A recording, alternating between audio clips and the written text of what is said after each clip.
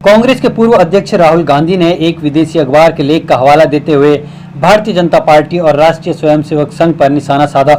उन्होंने आरएसएस और बीजेपी पर भारत में फेसबुक और व्हाट्सएप पर नियंत्रण या कब्जा करने का आरोप लगाया है। बता दें कि राहुल गांधी पिछले कुछ समय से बीजेपी और मोदी सरकार के खिलाफ आक्रामक रुख अपनाए हुए हैं। वह कोरोना वायरस, चीनी घुसपैठ और बेरोजगारी समेत विभिन्न मुद्दों पर मोदी सरकार को आड़े हाथ ले चुके हैं। राहुल गांधी ने रविवार को अपने ट्वीट में लिखा, भारत में फेसबुक और व्हाट्सएप पर बीजेपी और आरएसएस का कब्जा है।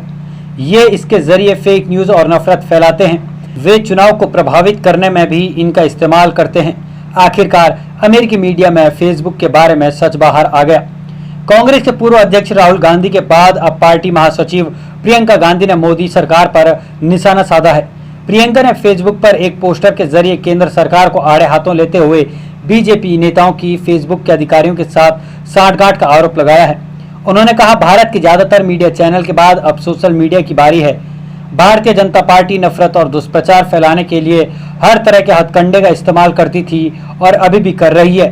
फेसबुक, जो आम जनमानस की अभिव्यक्ति का एक सरल माध्यम है, उसका भी इस्तेमाल भारतीय जनता पार्टी के नेताओं और कार्यकर्ताओं ने भ्रामक जानकारी और नफरत फैलाने के लिए किया। प्रियंका ने यह भी कहा कि इतना ही नहीं, फेसबुक कोई कार्रवाई न कर पाए, इसके लिए भाजपा ने फेसबुक के अधिकारियों से सांठगांठ भी की ताकि सोशल मीडिया पर नियंत्रण बना रहे।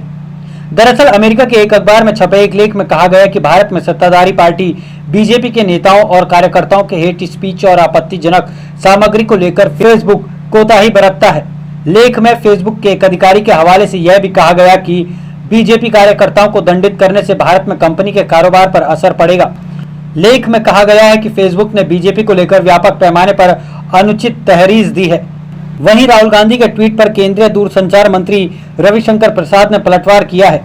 रविशंकर प्रसाद ने पलटवार करते हुए कहा कि कांग्रेस पार्टी चुनाव में डेटा के इस्तेमाल को लेकर फेसबुक और कैम्ब्रिज एनालिटिका से मिलीभगत में रंगे हाथों पकड़ी गई थी और अब वह बीजेपी पर ऐसा करने के झूठे आरोप लगा रही है। राहुल गांधी के आरोपों पर प्रतिक्रिया देते हुए प्रसाद ने कहा, ऐसे पराजित लोग जो अपनी पार्टी में भी लोगों को प्रभावित नहीं कर सकते, वे कहते हैं कि पूरी दुनिया बीजेपी और आरएसएस द्वारा नियंत्रित है। चुनाव से पहले डेटा का इस्तेमाल करने के लिए आप कैम्ब्रिज एनालिटिका और फेसबुक के साथ रंगे हाथों पकड़े गए थे और अब हमसे सवाल पूछ रहे हैं।